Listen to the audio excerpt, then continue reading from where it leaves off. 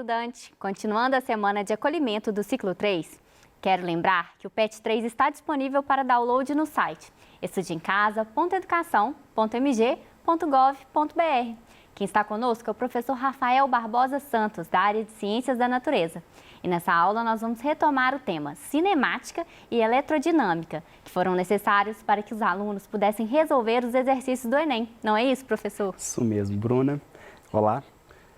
Bom, na aula de hoje, então, eu quero retomar com vocês dois temas. O primeiro deles é o movimento retilíneo uniformemente variado, que é um assunto da cinemática, e análise de circuitos elétricos. Nós vamos fazer um exercício que envolve a associação de resistores, tratado na eletrodinâmica. Bom, primeiro eu quero relembrar com vocês algumas equações do movimento retilíneo uniformemente variado, MRUV. O primeiro deles é a aceleração. A aceleração é a variação da velocidade em um intervalo de tempo. Variação de qualquer coisa é sempre final menos inicial. Então, a aceleração vai ser velocidade final menos velocidade inicial, dividido pelo tempo final menos o tempo inicial. Uma segunda equação, que é a mesma coisa da primeira, só que de uma forma mais rearranjada, fica: velocidade final é igual a velocidade inicial mais ou menos a aceleração vezes o tempo.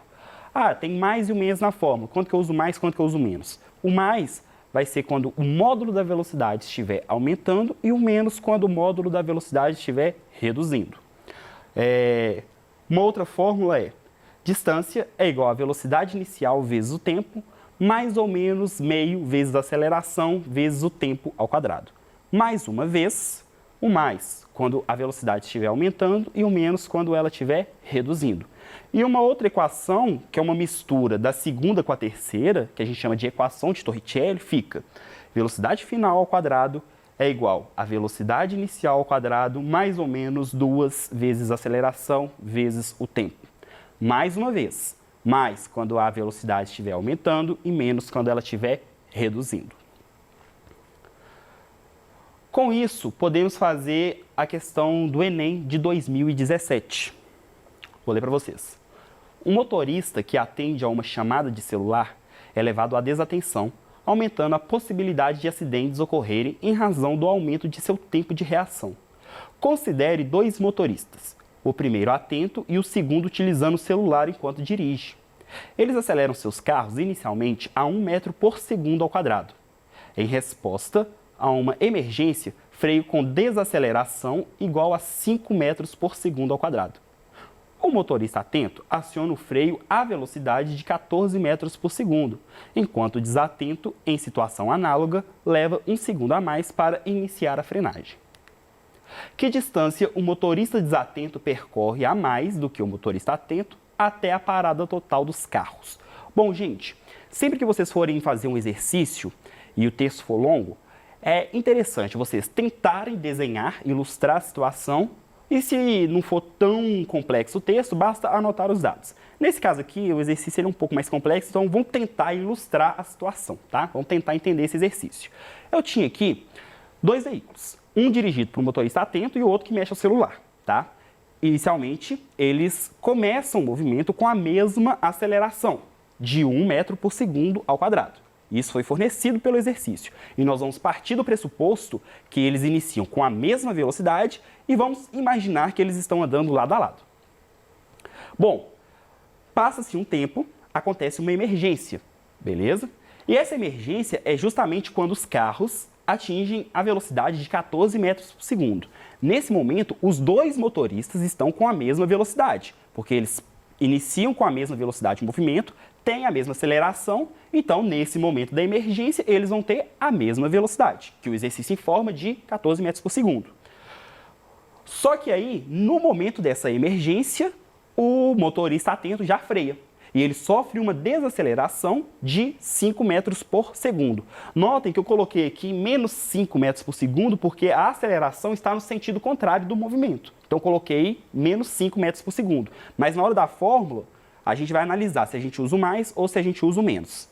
Bom, isso na hora da emergência, então, o motorista atento já freia.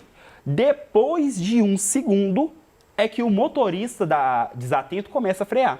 E ele vai sofrer a mesma desaceleração, de 5 metros por segundo, tá?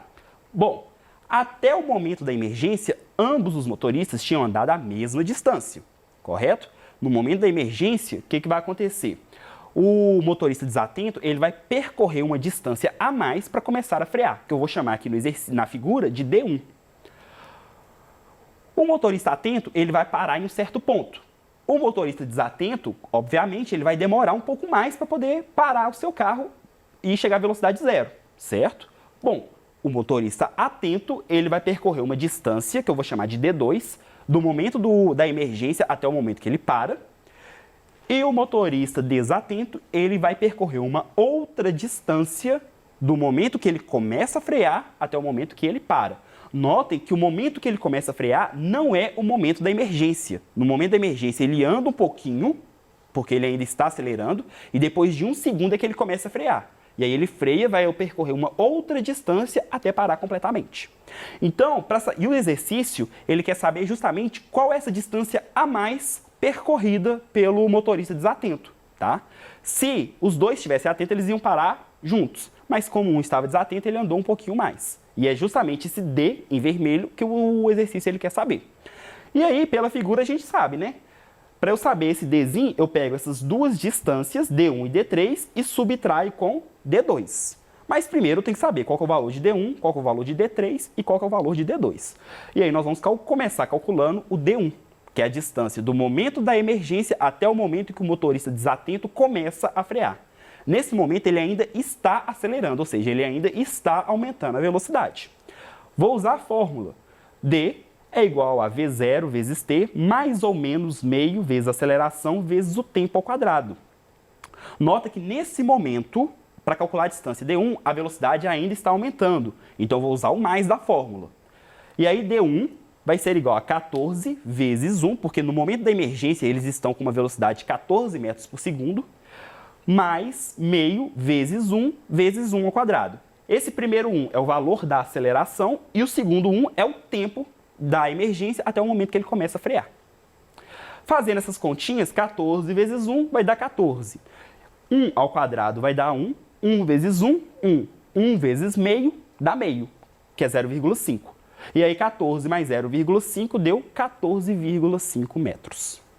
Então achei a primeira distância.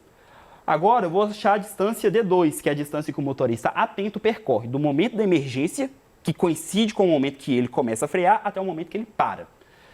E aí eu vou usar a seguinte fórmula. Velocidade final ao quadrado é igual a velocidade inicial ao quadrado mais ou menos 2 vezes A vezes D. Nesse caso, observe o seguinte, que ele está freando, então o módulo da velocidade vai diminuir. Então eu vou usar o menos da equação, porque a velocidade começa a diminuir.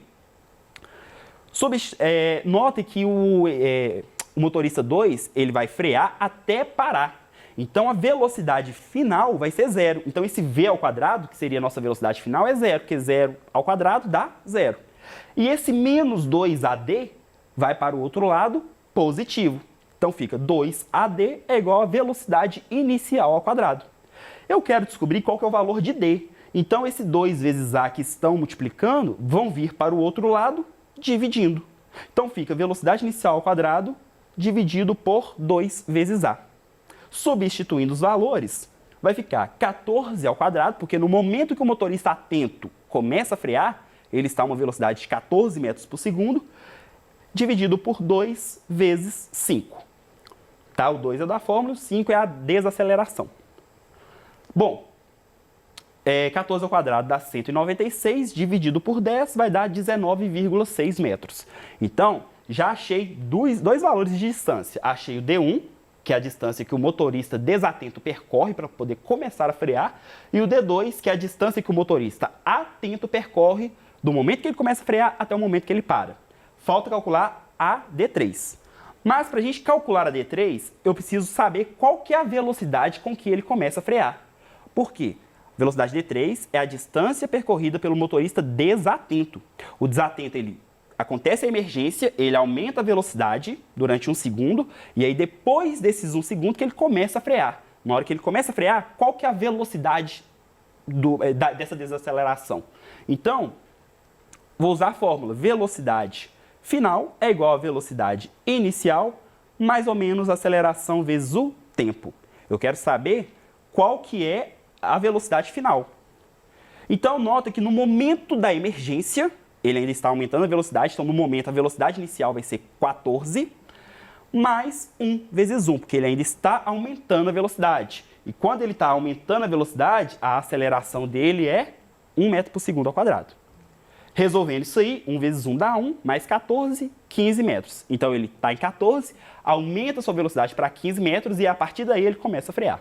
Ah, professor, não gostei dessa fórmula, posso usar outra? Pode. Posso usar velocidade final ao quadrado é igual a velocidade inicial ao quadrado, mais ou menos 2 vezes A vezes D. Substituindo esses valores, ficam 14 ao quadrado mais 2 vezes 1 vezes 14,5. Da onde que eu tirei esse 14,5? É o valor de D1 que nós tínhamos achado na conta anterior. Substituindo esses valores, 14 ao quadrado vai dar 196, 2 vezes 1, 2, 2 vezes 14,5 vai dar 29. Somando esses valores, dá 225. Então, tenho velocidade final ao quadrado é igual a 225. Eu quero saber justamente o valor de V. O contrário da potenciação é a radiciação. Então, o contrário do e elevado a 2 vai ser a raiz quadrada. E a raiz quadrada de 225 vai dar 15 metros por segundo. Ah, professor, qual que eu devo usar? Tem que usar as duas? Não, você vai usar o que você quiser. Eu normalmente uso a mais fácil. E para mim, a primeira é a mais fácil. Mas se você quiser usar a segunda, tanto faz. Vai depender de cada situação, de cada caso.